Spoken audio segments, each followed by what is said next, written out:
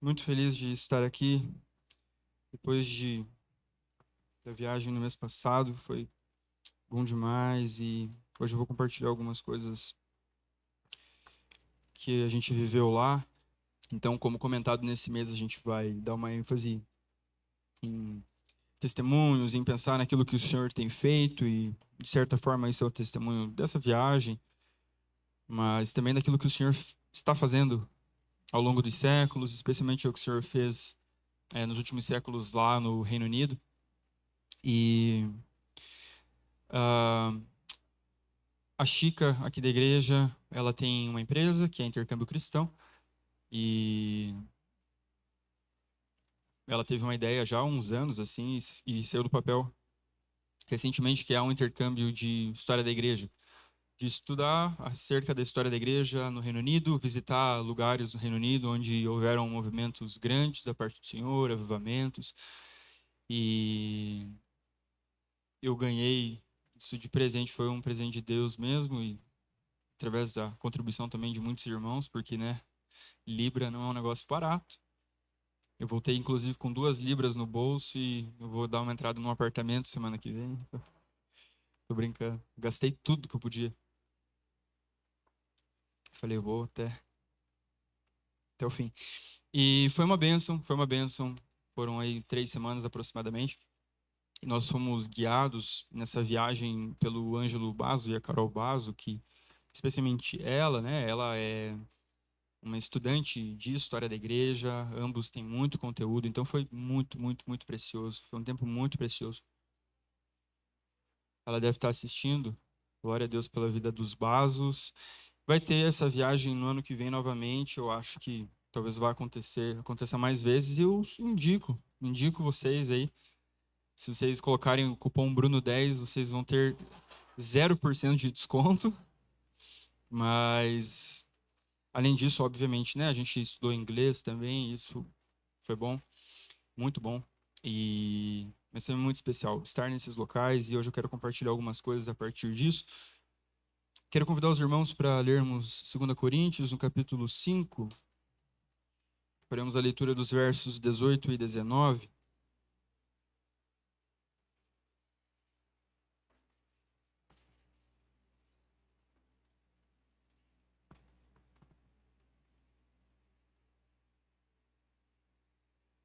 Que o Senhor fale ao nosso coração, que o Senhor use disso tudo para nos inspirar, para gerar fé. Em nome de Jesus. 2 Coríntios 5, 18 diz assim: Ora, tudo isso provém de Deus, que nos reconciliou consigo mesmo por meio de Cristo e nos deu o ministério da reconciliação. A saber que Deus estava em Cristo, reconciliando consigo o mundo, não levando em conta os pecados dos seres humanos e nos confiando a palavra da reconciliação. Amém. Não será uma exposição deste texto, um estudo em cima disso, mas ao longo da fala eu quero extrair algumas verdades disso aqui para nós, trazer algumas aplicações. E eu começo com essa pergunta: o que Deus pode fazer através de um jovem inconsequente? Temos algum jovem inconsequente aqui? Faça um sinal. O povo levantou a mão. Não sei se isso é bom, se isso é ruim. Isso pode ser bom, né? Dependendo do tipo de inconsequência. Mas tá tudo certo, gente. O Senhor redime a história de jovens inconsequentes. De uma mãe e de um minerador. O que Deus pode fazer através dessas vidas? O que o Senhor pode fazer através de gente comum? Gente como a gente. E eu gostaria de passar, é, tentar de forma breve, por cima da vida de 3 personagens que a gente ouviu, que a gente aprendeu um pouquinho sobre e visitou locais, igrejas, museus, coisas do tipo. O primeiro deles é o George Miller. Quem já ouviu falar do George Miller? Ele está, creio eu, no livro Heróis da Fé, é um livro bem famoso, eu acho que ele deve estar lá, do Orlando Boyer, da CPAD. É um livro que conta da vida de homens e mulheres de Deus. E este senhor é o jovem inconsequente ao qual me refiro. E a gente já vai entender por quê. Ele não tem cara de um jovem inconsequente, né? Ou talvez, não sei. Então, George Miller nasceu e foi criado na Alemanha, mas como um bom jovem inconsequente, a sua adolescência e juventude foi desperdiçada com muita coisa ruim, com apostas, com jogos, com vícios, bagunça, simplesmente bagunça, com mentiras, com roubos e fraudes.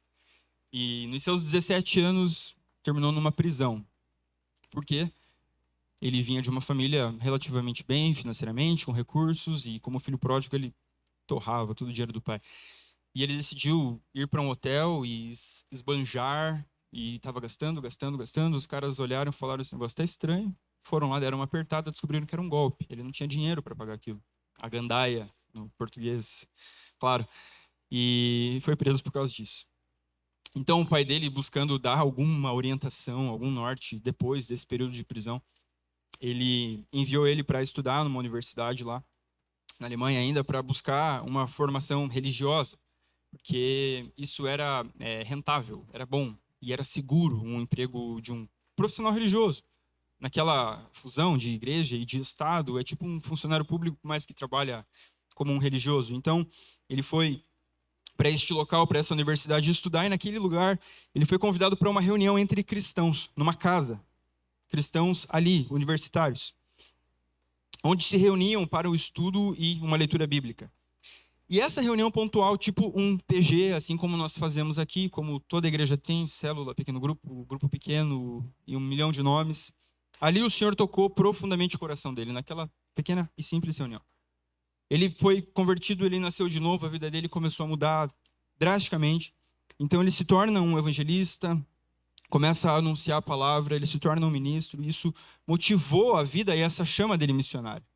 Ele se converteu num PG, então não desperdice os seus encontros nas suas casas. O Senhor pode trazer pessoas à vida através de um encontro de pequeno grupo, da leitura de um texto, de uma oração. O Senhor tem os métodos dele para fazer a coisa acontecer. O saldo da história é que George Miller fundou 5 grandes orfanatos em Bristol, que é oeste da Inglaterra, e cuidou de mais de 10 mil órfãos ao longo de sua vida. Então, este é um museu que existe ainda lá, com muitas informações, fotos, muita coisa legal acerca do ministério dele e disso que aconteceu. E essa é uma das construções. Tem essa outra aqui também. Gente, é coisa linda, mas o que mais impressiona é que, e o que mais se destaca na vida de George Miller é que ele é um homem de muita fé, porque ele construiu absolutamente tudo isso e cuidou de 10 mil crianças ao longo da vida dele através de oração, apenas, através de muita oração. Então, quando ele iniciou o seu trabalho em 1834, a Inglaterra oferecia acomodações para apenas 3.600 órfãos, sendo que haviam quase 8 mil crianças com menos de 8 anos na prisão. Pensa isso. Esse bando de criançada aqui, daqui a pouco com 5, 6 anos, 8 mil crianças em toda a Inglaterra nas prisões. E menos da metade disso, apenas menos da metade disso, assistidas por orfanatos.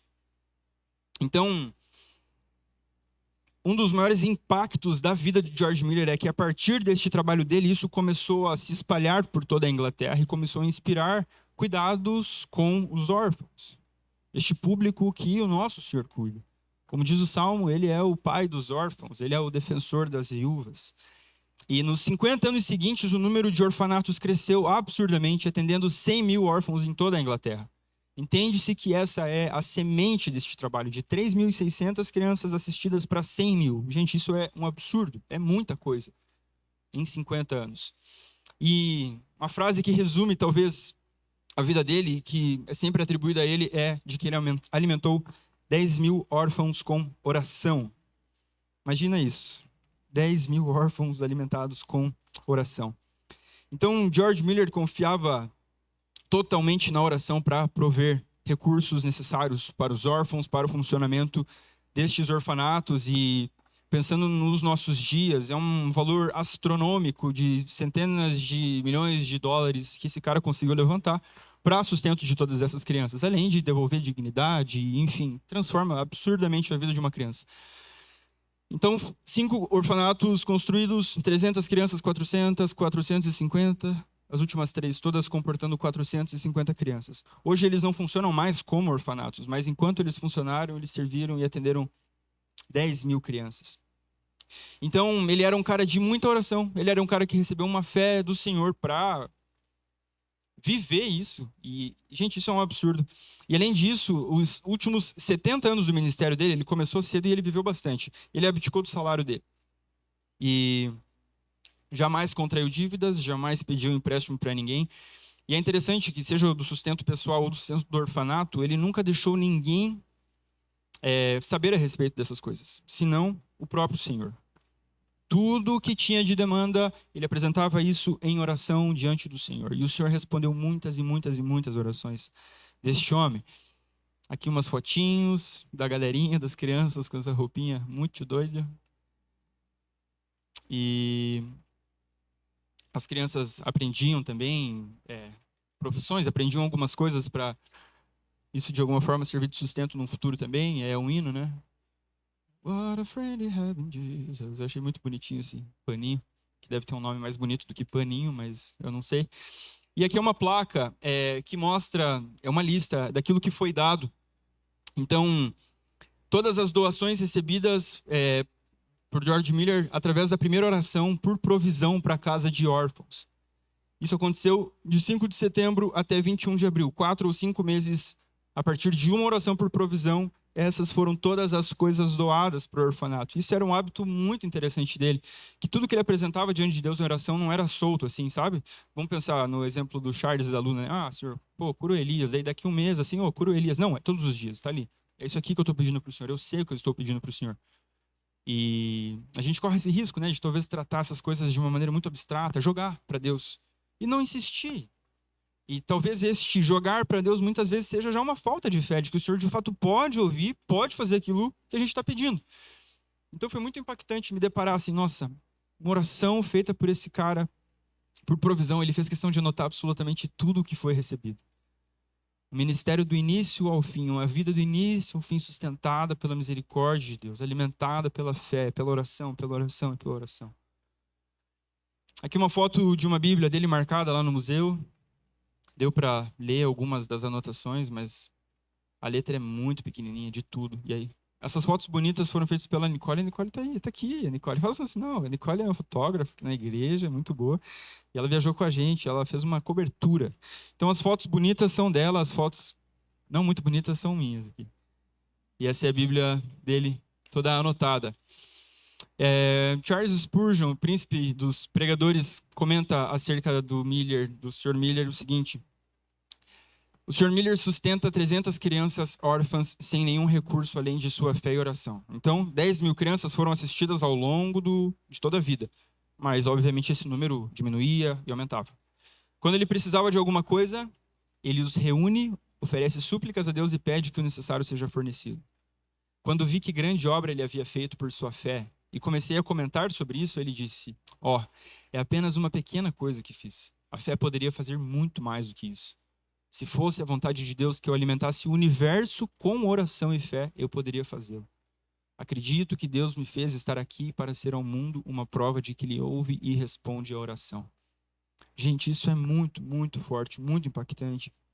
E estar lá e ver todas essas construções. Daí a gente teve uma palestra com mais detalhes, feita pela Carol, atrás de destes grandes orfanatos, e pensar, meu Deus, cada pedra, cada tijolo, cada canto desse lugar, o Senhor foi fiel, respondeu as orações, respondeu a fé, respondeu a inconsequência, talvez, desse jovem. O Senhor redimiu até a inconsequência dele, porque, convenhamos, se jogar numa empreitada dessa, o cara tem que ser meio louco, tem que ser meio lelé. Mas é esses mesmos que o Senhor deseja usar, né? Que creem de todo o coração, que tem fé e que creem que o Senhor pode fazer muito. Então, uma citação final dele, ele diz que a fé não opera no reino do possível. Não há glória para Deus naquilo que é humanamente possível. A fé começa onde termina o poder do homem. Então este foi um grande homem, um exemplo de fé, um herói da fé que cuidou e certamente transformou milhares de vidas através dessas 10.000 crianças cuidadas, assistidas. E até hoje pessoas vão, visitam o seu museu, ouvem, leem sobre essa história e isso continua inspirando. E era um jovem rebelde, um jovem inconsequente,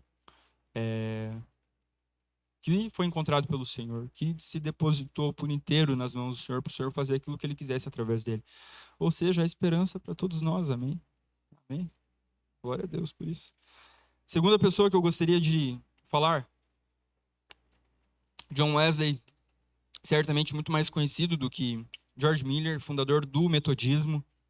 Tem alguém aqui que é de igreja metodista ou já foi de igreja metodista? Ninguém? Antes de falar um pouquinho, eu vou apresentar algumas fotos, as fotos bonitas da Nicole. E essa é a igreja dele em Londres. É bonita. A parte interna da igreja, vitrais, eu sou encantado nesses vitrais. Mas nisso, as mais antigas, né, antes da reforma, as igrejas católicas, os caras capricharam, vou falar para vocês, viu? Só que, infelizmente, muitos dos vitrais lá foram destruídos, né, por causa de bombas nos períodos de guerra.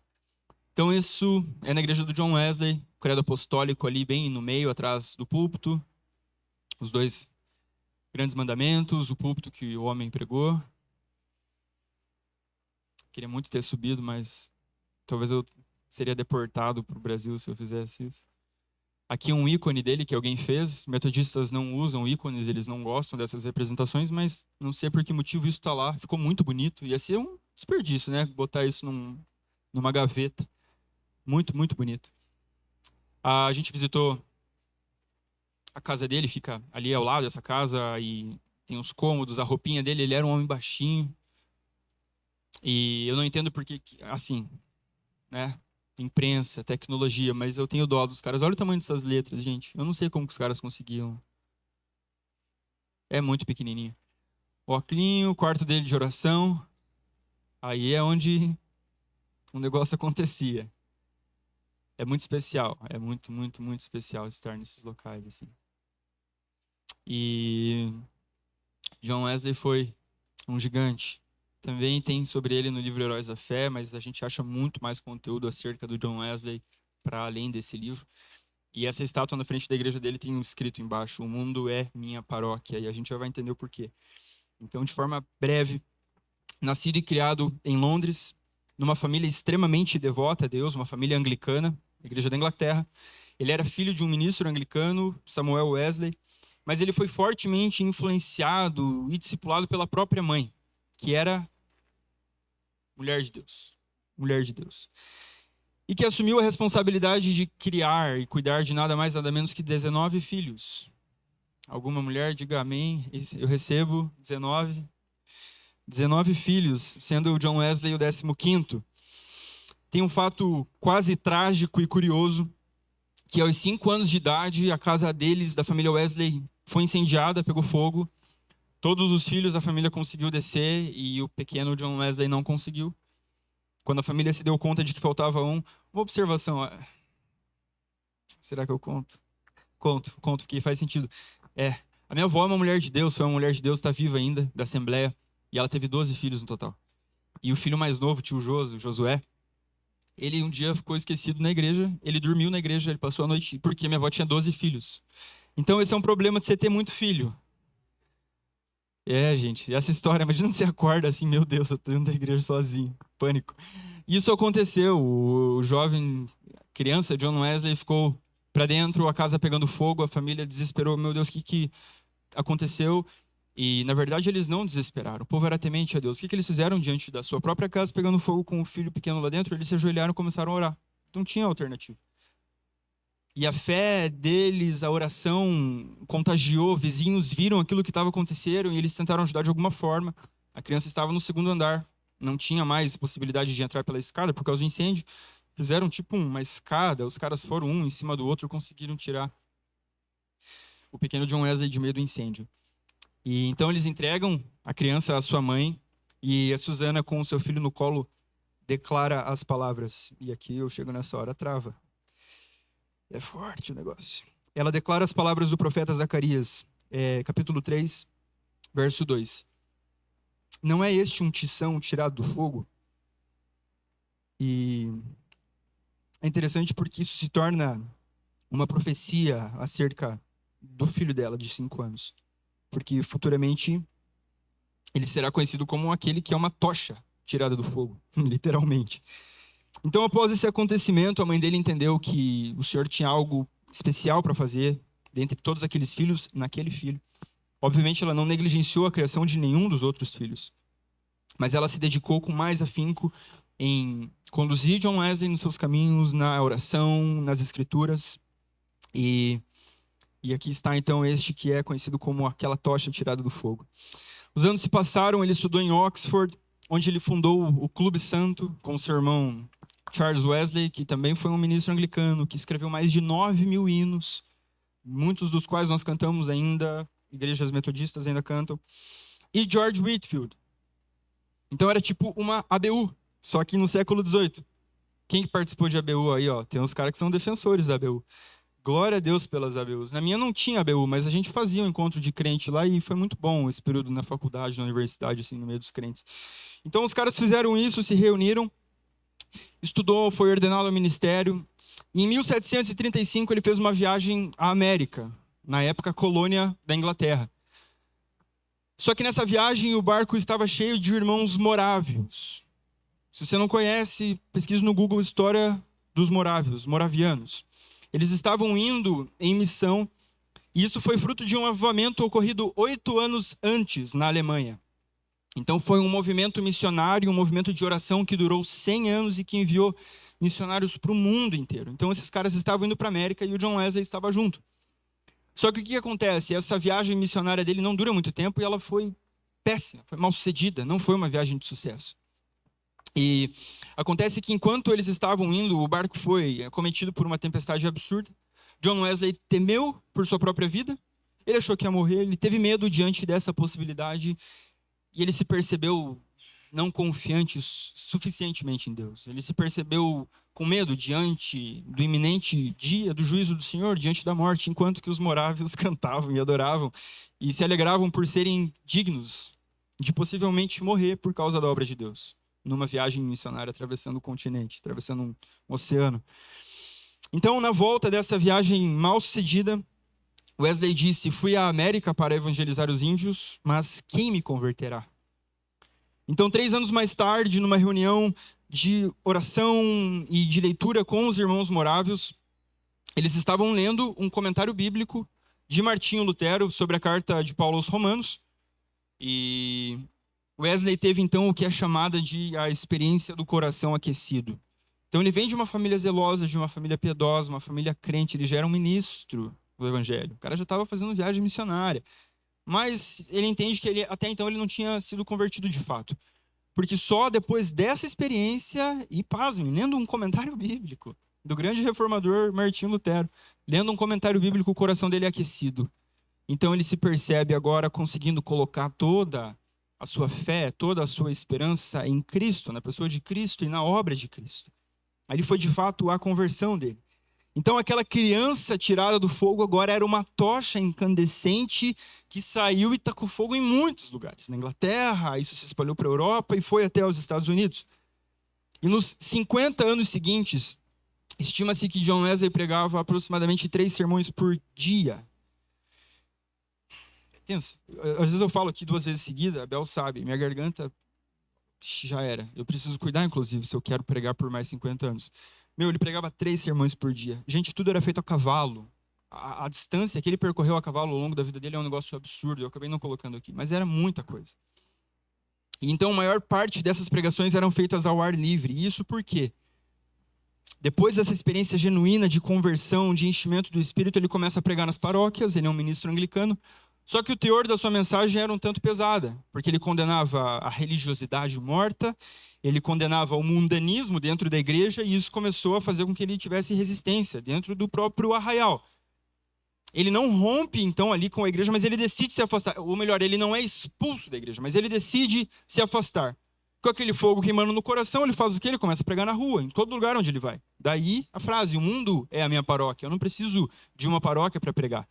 E o George Whitefield, paralelamente, já vinha fazendo isso, que é conhecido como o príncipe dos pregadores ao ar livre. Eram irmãos, eram amigos. Entretanto, Whitefield, calvinista, e John Wesley, arminiano. Então, este movimento foi o que deu início à igreja metodista. E assim como Martinho Lutero, a intenção do coração dele não era criar uma nova igreja. Não era romper, não era fazer um racha. Mas foi algo que, inevitavelmente, aconteceu. Então, um grande avivamento acontecia na Inglaterra e afetava toda a sociedade, produzindo, primeiro, a abolição de escravos, isso acelerou o processo da abolição da escravatura na Inglaterra, no Reino Unido. Inclusive, essa é uma das partes tristes da história de George Whitefield, porque ele tinha ainda escravos em suas plantações, mesmo sendo um homem de Deus, mesmo servindo, mesmo fazendo tudo o que ele fez. É gente como a gente, é pecador igual. Então, John Wesley e este avivamento, essa obra do Senhor fez com que ocorresse a abolição dos escravos na Inglaterra. Isso influenciou muito. Reformas educacionais, reformas no sistema prisional e reformas nas questões trabalhistas. Gente, era caótico o cenário. Pensa, pós-revolução industrial, tipo, só vai, trabalha, tem que se virar, cargas horárias absurdas, o povo explorado, crianças trabalhando. Este avivamento influenciou em diversas reformas nas questões trabalhistas. E de modo que os historiadores chegam a atribuir ao movimento metodista o mérito de a Inglaterra não ter padecido os horrores de uma revolução sangrenta como a Revolução Francesa. É como se esse homem de 1,60 m e pouquinho, ele era realmente baixinho, um homem de Deus ali peitasse, matasse no peito, e não acontecesse uma revolução sangrenta na Inglaterra, por causa do agir do Espírito, por causa da obra de Deus, por causa de uma igreja viva e de transformações que foram acontecendo em toda a sociedade. Então, a história é simplesmente incrível, mas eu não posso deixar de falar da senhora sua mãe, Susanna Wesley, que pode se resumir a sua vida como sendo uma esposa, como mãe de apenas 19 filhos e como uma mulher que amou o Senhor.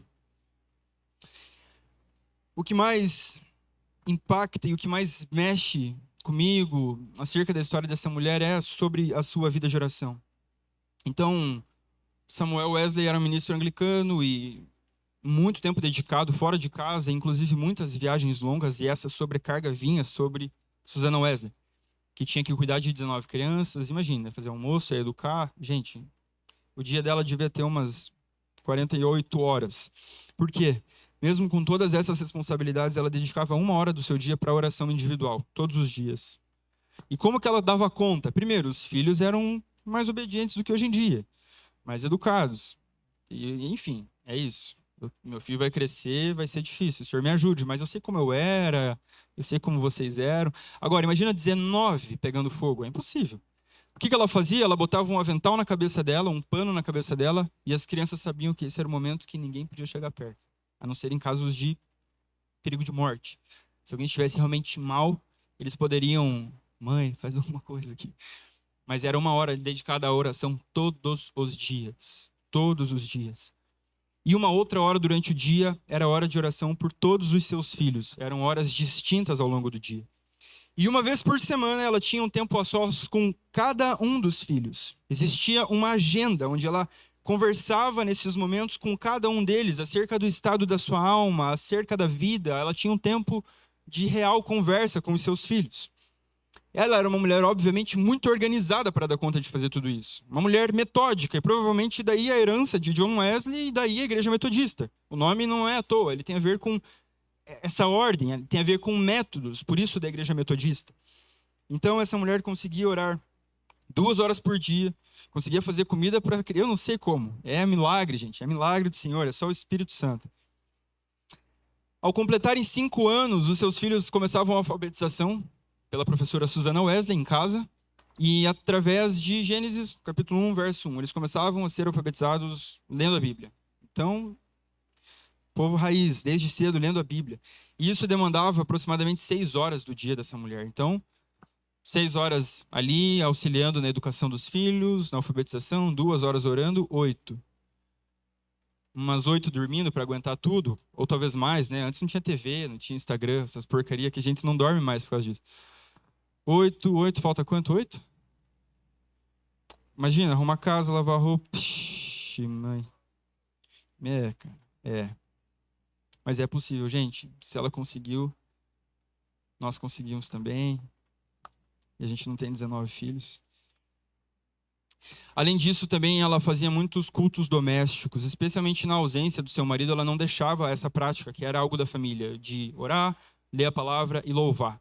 Só que ela era uma mulher tão fervorosa que os cultos começaram a se espalhar e os vizinhos começaram a vir, e a casa dela começou a encher. Nas longas viagens de Samuel, a casa dela começou a encher. 40, 50 pessoas que vinham a ouvir. anunciar a palavra, pregar, ensinar, louvar. O negócio era muito doido, gente. O fervor daquela mulher era ímpar. E quando criança, tem uma oração interessante que ela fez, ainda criança.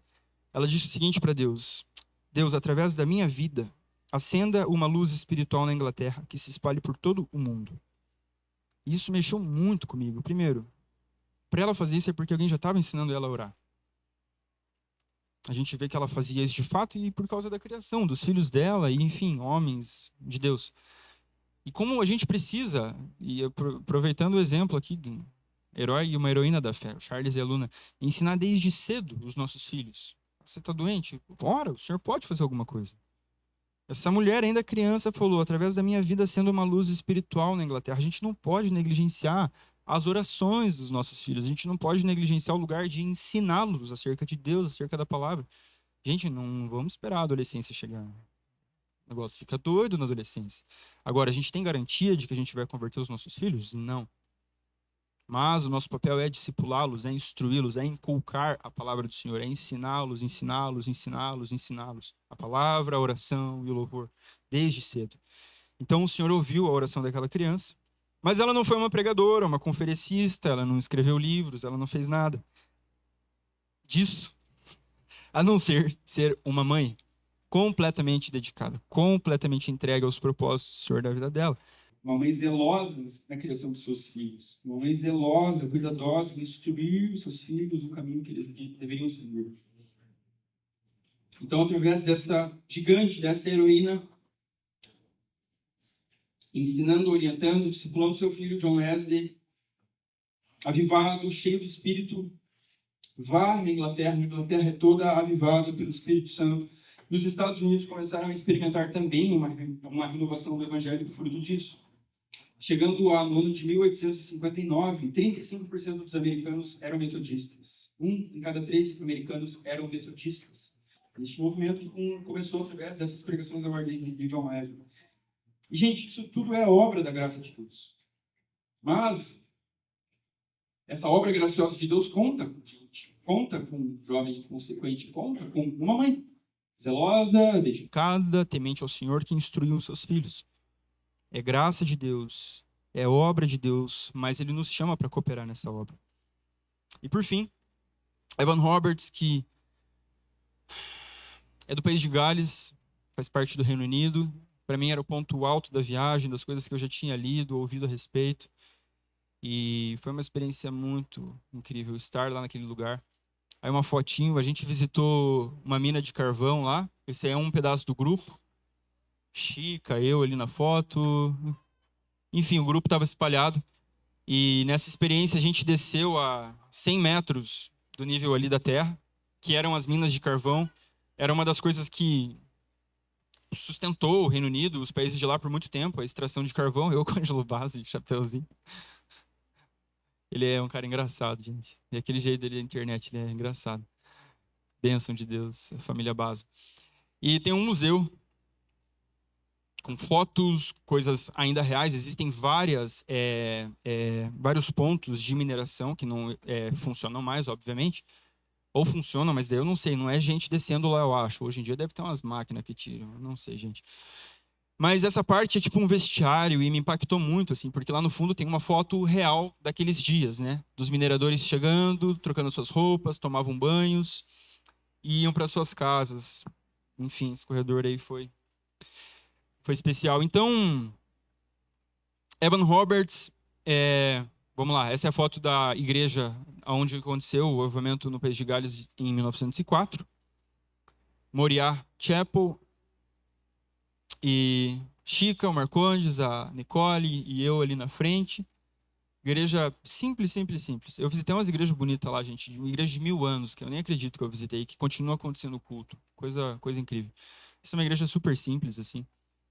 E, inclusive, está precisando de um outro avivamento, porque ela está bem...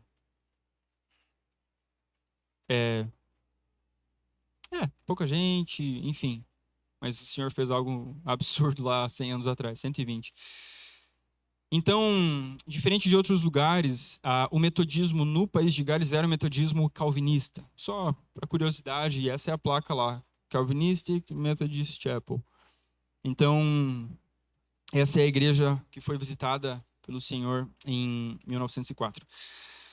E este é o local onde aconteceu as reuniões, não é o templo principal. Esse é tipo um anexo, onde aconteciam reuniões menores de oração, de ensino. O templo principal é ao lado, mas não é lá muito maior do que isso, não. Ali a Bíblia no galês, que eles têm uma outra língua além do inglês, e a Bíblia é em inglês. E nós tivemos uma palestra que eu estou organizando com o pessoal da sala de oração, que eu quero transmitir, talvez numa terça-feira, com esse senhorzinho, que no culto não ia dar, é uma palestra um pouquinho longa. Que é um homem que o Senhor mexeu com ele, que a Carol achou no Google por providência divina, que é um blog a respeito de avivamentos no País de Gales, e o cara continua alimentando. Por quê? Há 15 anos o Senhor chamou ele para começar a estudar sobre isso, para revisitar. E ele conseguiu achar muito documento impresso, revista, jornal, porque o avivamento lá foi, tipo, nacional, ficou muito conhecido. E ele deu uma palestra para nós, ele entrevistou, tipo, netos de pessoas que participaram. Gente, o negócio foi muito doido. Foi muito, muito forte. E a gente gravou. E no dia que a gente for passar, eu aviso aí, pra gente vir, ouvir e depois orar, né? Vai que o Senhor faz a mesma coisa que eu creio. E... Mas brevemente falando sobre o Evan Roberts, para não tomar muito tempo, ele é o principal nome deste despertamento espiritual de 1904. Um homem simples, desconhecido, que o Senhor resolveu usar. Então, o pai dele trabalhava nessas minas de carvão. Na verdade, quase todos os homens da época trabalhavam nessas minas, mas quando Evan tinha 9 anos, o seu pai sofreu um acidente que impossibilitou ele de continuar trabalhando. Então, ele teve que começar a trabalhar ali com os 9 anos nas minas de carvão, e com os 12 anos teve que abandonar os estudos para se dedicar integralmente nesse trabalho nas minas. A gente, na visita, não deu para tirar foto nem nada, porque não dá para descer com eletrônico, porque é gás metano, pode explodir. Inclusive, teve um relato de uma explosão que aconteceu. O Evan Roberts não estava trabalhando e disse que a Bíblia dele ficou intacta. Sabe essas coisas que o carro bate, dá um PT, daí tem uma Bíblia? É tipo isso, assim. A Bíblia foi preservada. Então, é muito perigoso disso acontecer, porque seria muito interessante fotografar, fazer vídeo lá embaixo. É uma visita incrível. Então, a 100 metros.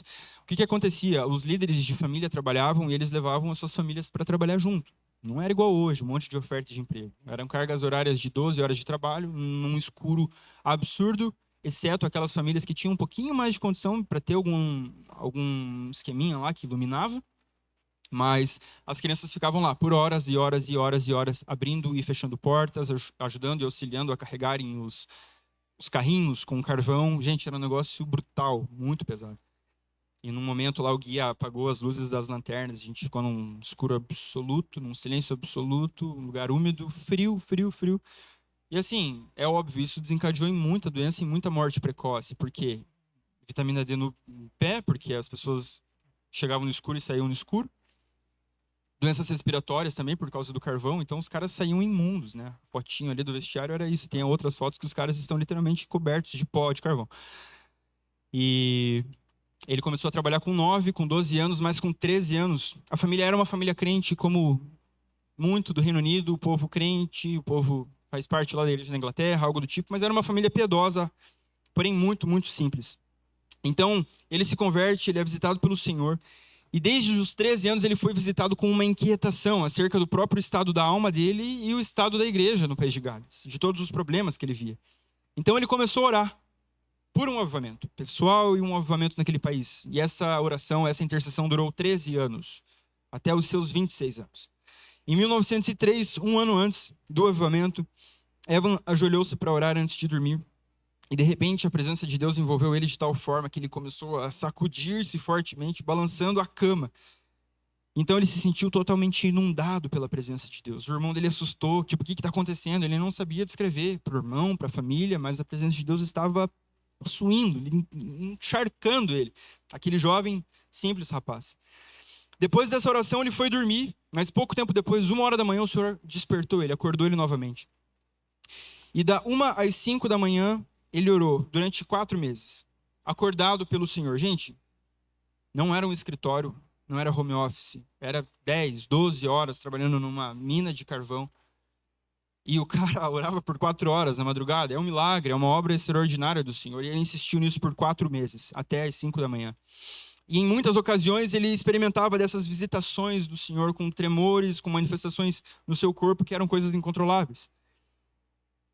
E tem um personagem importante nessa história que é Seth Joshua, um evangelista presbiteriano do país de Gales. Um homem de Deus que estava orando por um avivamento.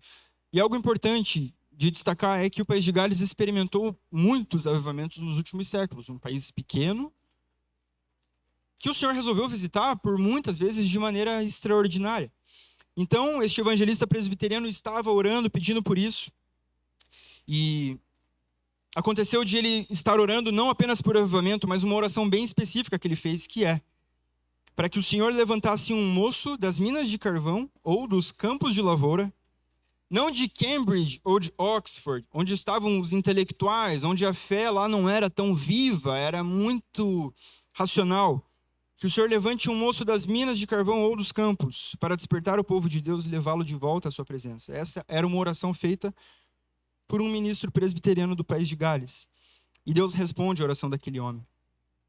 Então, no ano seguinte, em setembro de 1904, Evan Roberts encontrou Seth Joshua numa reunião de crentes e ele foi fortemente visitado nessa reunião. Evan Roberts, ele foi fortemente visitado nessa reunião. E ele tentou voltar para a sua cidade onde ele estava estudando. Detalhe, ele estava se preparando para ir para o seminário, tipo um cursinho. Ele estava ainda nessa fase da vida, o Senhor inclinando o coração dele, colocando aquela chama, ele queria ser um ministro, ele ia para o seminário. Só que o que acontece? Que ele foi estragado, porque o Senhor começou com essas visitações, o Senhor começou a incendiar ele, e o negócio era urgente. Então, quando ele voltou para essa escola preparatória, o diretor da escola era veterano de um outro avivamento, de um avivamento de 1859, que, parênteses, é o avivamento que baseou o livro do Martin Lloyd Jones, Avivamento, de 1859, que tem 400 páginas onde ele fala sobre avivamentos. E lembrando, Lloyd Jones é um galês, então muita coisa preciosa saiu de lá, talvez o maior pregador do século passado. O diretor da escola, Evan Phillips, ao ver essa situação com o jovem Evan Roberts, ele falava: ele era como uma pedra radioativa no nosso meio. Havia um fogo que emanava dele e que consumia, tirava o sono, desentupia os canais de lágrimas e impelia as pessoas à oração. Resultado, ele não deu continuidade neste curso preparatório para o seminário. Ele retorna à sua cidade, de onde é a igreja, e começa a se reunir com os jovens em reuniões de oração.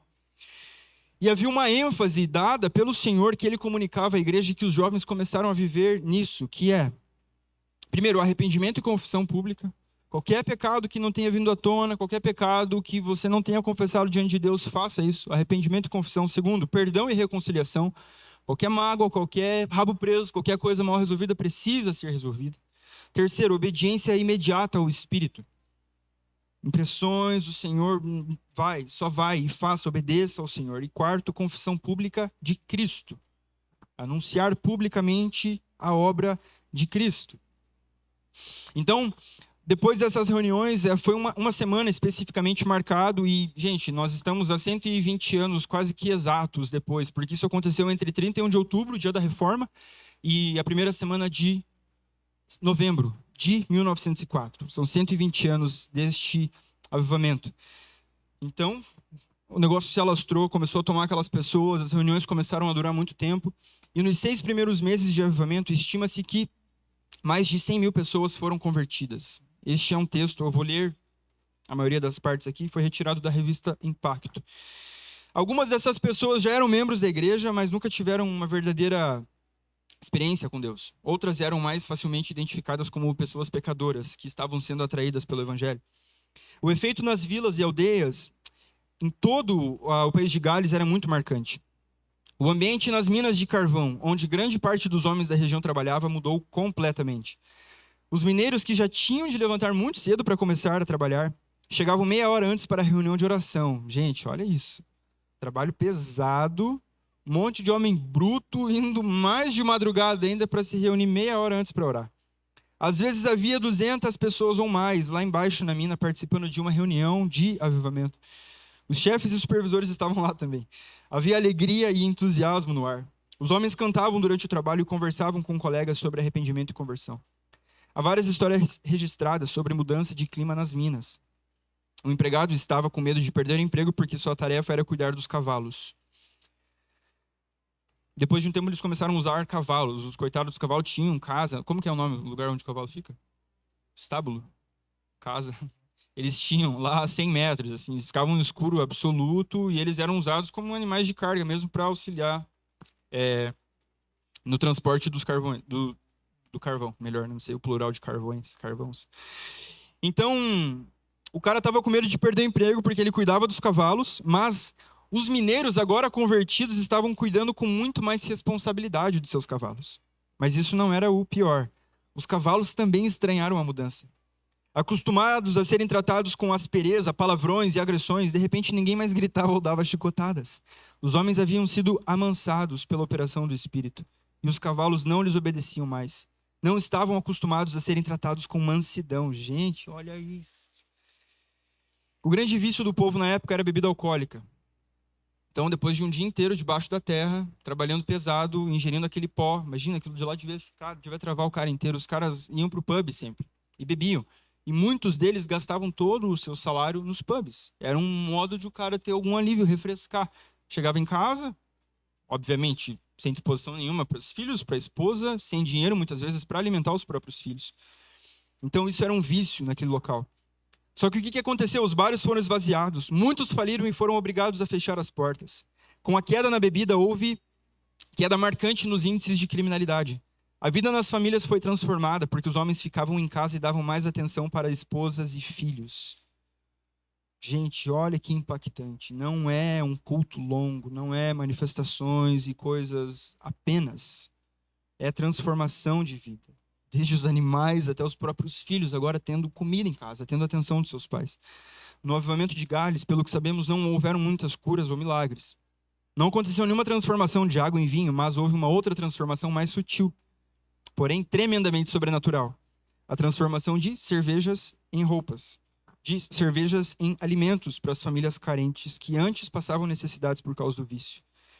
Um médico foi entrevistado por um jornalista durante o avivamento. O que o senhor está achando do avivamento? Estou achando maravilhoso, respondeu o médico. As pessoas estão acertando todas as suas dívidas antigas. Contas que achei que nunca mais receberia estão sendo pagas. Um batismo de honestidade, perdão e de reconciliação.